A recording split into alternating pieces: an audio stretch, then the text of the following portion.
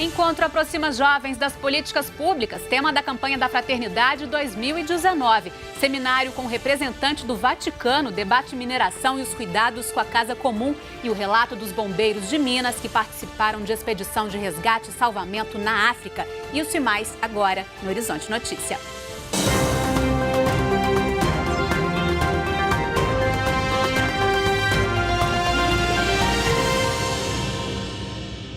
Jovens conectados, cidadania política e fé é tema do evento do Secretariado Arquidiocesano da Juventude nesse sábado. A ideia é aproximar os jovens das discussões sobre as políticas públicas, que é o tema da campanha da Fraternidade 2019.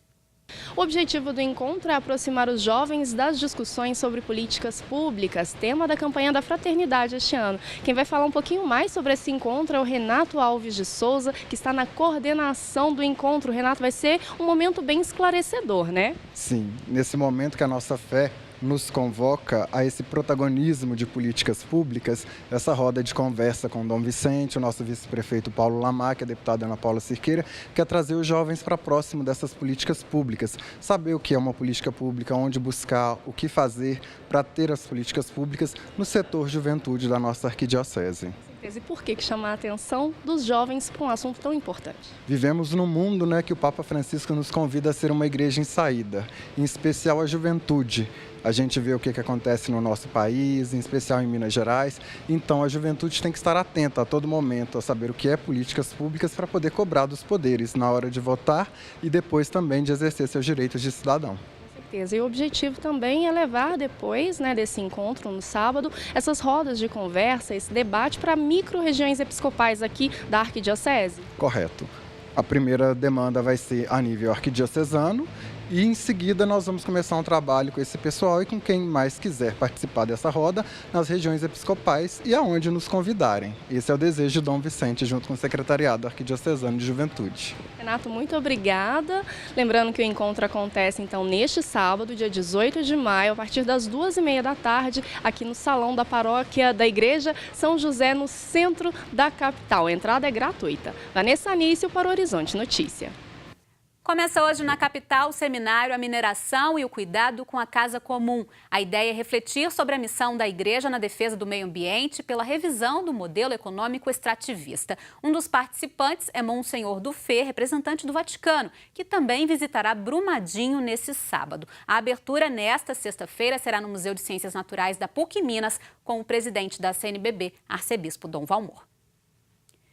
Parte da África foi devastada pela passagem de 2 ciclones em pouco mais de um mês. Somente o Idai provocou centenas de milhares de desabrigados em Moçambique, Zimbábue e Malawi. Os bombeiros de Minas enviaram na semana passada o segundo grupo para ajudar em resgates e na reconstrução. A primeira equipe está de volta e conta como foram os trabalhos. Ter que atuar em tragédias não é fácil. A gente tem que separar um pouco a questão pessoal, levar mais para o aspecto profissional, é como se diz, colocar uma viseira e atuar em cima daquilo. Então, para que a gente fomos treinados para fazer o melhor. Os bombeiros tiveram muito trabalho em Brumadinho após o rompimento da barragem da Vale. A busca incansável por sobreviventes serviu de exemplo para o país e para o mundo. Tanto que um grupo de militares mineiros foi para a África ajudar após a passagem do ciclone Idai. Já havia passado aquela fase de busca e salvamento e agora era uma fase de reconstrução, de apoio à comunidade, A nossa impressão é de uma carência muito grande, de recursos, de alimento, de água, de infraestrutura até mesmo assim, para que chegue alimentação, para que chegue remédios, enfim. A princípio, a missão seria de 20 dias, mas um segundo ciclone atingiu o continente enquanto os bombeiros brasileiros ainda estavam lá. Por isso foi pedida a ampliação da ajuda e uma segunda turma foi enviada. Já foi um pouco apreensivo, nós já ficamos preparados, já deixamos o material todo em condições e assim que o ciclone chegou, realmente fomos acionados, tivemos que deslocar para o local. Na hora do desespero, quando o mundo parece ter acabado, qualquer boa ação faz a diferença. Atravessar o mundo para salvar vidas não tem preço. Mais de 750 pessoas morreram por causa dos ciclones na África. O número poderia ter sido maior se não fosse a ajuda humanitária. Para todo bombeiro de coração, vamos dizer assim, é uma honra muito grande, né? E iríamos quantas vezes fosse necessário e sentimos assim muito privilegiados de poder ajudar, né? É muito bom ver a nossa técnica, a nossa preparação sendo bem empregada. E é o André Cristino que chega para atualizar nossa semana esportiva. Bem-vindo mais uma vez, André. Obrigado, Fernando. Bom dia a todos. Vamos começar falando do Cruzeiro. O Cruzeiro vai jogar amanhã, vai repetir um jogo do meio da semana contra o Fluminense, mas agora pelo Campeonato Brasileiro. Amanhã, 6 horas da tarde, lá no Maracanã, Cruzeiro e Fluminense jogam pela 5ª rodada do Campeonato Brasileiro. Esperamos que seja um jogo melhor do que foi pela Copa do Brasil e para isso o Cruzeiro terá 2 reforços importantes. O Raniel e o Marquinhos Gabriel. Os 2 não jogaram pela Copa do Brasil, ficaram em Belo Horizonte.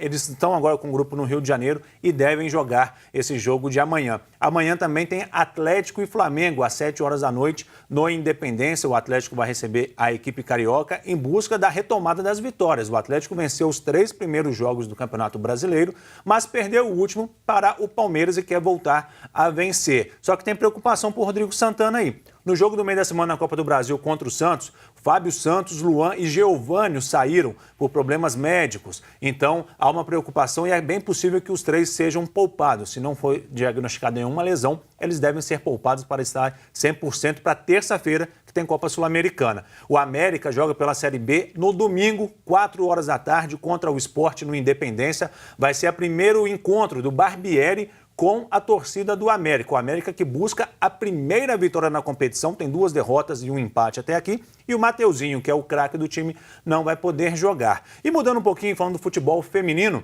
ontem, o Cruzeiro venceu o Pinheirense do Pará por 4-1 nas oitavas de final, conseguiu uma boa vantagem para a semana que vem. E amanhã, o América joga contra o Bahia Lucasa, às 3 horas da tarde, no Baleião. Também a primeira partida das oitavas de final. É importante conseguir a vitória para ter uma boa vantagem para a semana que vem lá na Bahia. E teve convocação da seleção brasileira feminina ontem, não é isso? Teve a convocação. Os 23 nomes que vão representar o Brasil na Copa do Mundo Feminino, que começa no dia 7 de junho, foram divulgados. Entre eles tem a Marta, Formiga e Cristiane, que vão encerrar, vai ser a última Copa do Mundo delas. E o mais bacana, dos 23 nomes, 7 atuam no futebol brasileiro. Legal. Agora vamos falar de convocação da seleção masculina, que acontece hoje pelo técnico Tite, a seleção que vai competir na Copa América, né? Que vai ser sediada aqui no Brasil após 30 anos. O Mineirão, em Belo Horizonte, é um dos estádios sede do campeonato, não é isso, Pois André? é, a convocação é hoje às 11 horas da manhã e a Copa América será disputada entre os dias 14 de junho e 7 de julho pelas seleções de Brasil, Uruguai, Argentina, Colômbia, Chile, Peru, Venezuela, Paraguai, Equador, Bolívia. E aí 2 foram convidadas, Japão e Catar. Serão 5 jogos aqui em Belo Horizonte, incluindo uma semifinal. Agora conta pra gente, André, por que a Secretaria de Saúde de Minas está preocupada com a Copa América? Então, o receio é grande pela vinda dos turistas de diversos lugares do mundo para assistir aos Jogos. A Secretaria de Saúde faz uma série de recomendações para a prevenção de doenças. Nos próximos meses, Belo Horizonte vai receber um grande número de turistas durante a realização da Copa América 2019. Com tantas pessoas de lugares diferentes, países diferentes, circulando na capital, aumentam os riscos de transmissões de algumas doenças. E quem vai falar algumas recomendações que a Secretaria de Estado de Saúde publicou para evitar a transmissão dessas doenças é Bernardo Ramos, que é secretário adjunto da Secretaria de Saúde. Bernardo, quais são as doenças que mais preocupam e qual a recomendação? Exatamente, Vanessa. Como você falou bem, no período da Copa América já temos aproximadamente 100 países que vão trazer algum tipo de cidadão para visitar o Brasil, Belo Horizonte especificamente. Então a gente precisa ter algum cuidado, e o cuidado é recíproco. A gente precisa ter cuidado tanto do viajante que está vindo para o Brasil e pode trazer alguma doença, alguma epidemia do seu país de origem, como também do próprio cidadão que está vindo. A gente não pode deixá-lo vulnerável às nossas epidemias, como o caso de dengue, febre amarela e por outras. Então a gente tem que ter alguns cuidados básicos. O primeiro cuidado que a gente tem recomendado realmente é o Guia do Viajante. O Guia do Viajante ele traz algumas recomendações básicas sobre vacinação. E não é vacinar no Brasil, porque a gente tem uma resposta imunológica. Então, esse cidadão que está vindo para o Brasil nesse período deve se vacinar com um período de antecedência no país de origem para que ele tenha eficácia dessa validade dessa vacina.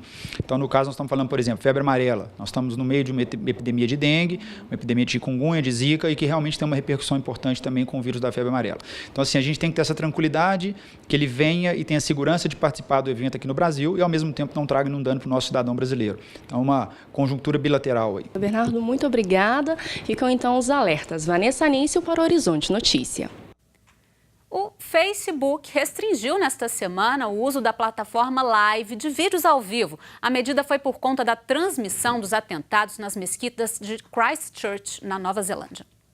A rede social foi muito criticada por ter demorado a interromper as imagens do massacre de 51 pessoas em março e prometeu revisar as condições de uso do Live. Antes da medida, conteúdos contrários aos parâmetros da comunidade eram apagados. Seus autores só eram suspensos ou excluídos após repetidas violações. A partir do dia 15 de maio, qualquer pessoa que violar as regras sobre conteúdos extremistas será punida a partir da primeira infração. O usuário pode ficar sem acesso à rede social durante um período de tempo específico, como 30 dias.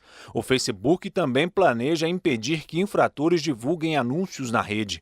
O grupo reiterou que, no caso da Christchurch, enfrentou um desafio técnico. Seus sistemas tiveram dificuldades para identificar as diferentes versões e montagens das imagens do vídeo original. A empresa anunciou um investimento de 7 bilhões e 500 milhões de reais em associações com 3 universidades para melhorar a análise de imagens e vídeos. No Festival de Cannes, na França, teve a exibição do filme brasileiro Bacurau. O longa de Kleber Mendonça Filho e Juliano Dornelles concorre à Palma de Ouro. A história se passa num futuro muito próximo, na localidade sertaneja de Bacurau, que some do mapa. Os celulares param de funcionar e deixam os moradores isolados. Os assassinos têm carta branca para matar todo mundo. O terceiro longa-metragem de Mendonça, co-dirigido por Juliano Dornelles, diretor artístico, compete pela Palma de Ouro 3 anos depois de participar do festival com Aquários. Na época, o cineasta protagonizou ao lado do elenco um protesto no tapete vermelho para denunciar um golpe de Estado contra a ex-presidente Dilma Rousseff. Este ano não terá protesto contra o presidente Jair Bolsonaro, disse Mendonça horas antes da estreia. O filme é suficiente. A gente fica por aqui, voltamos na segunda-feira ao vivo. Um ótimo fim de semana para todo mundo e até lá.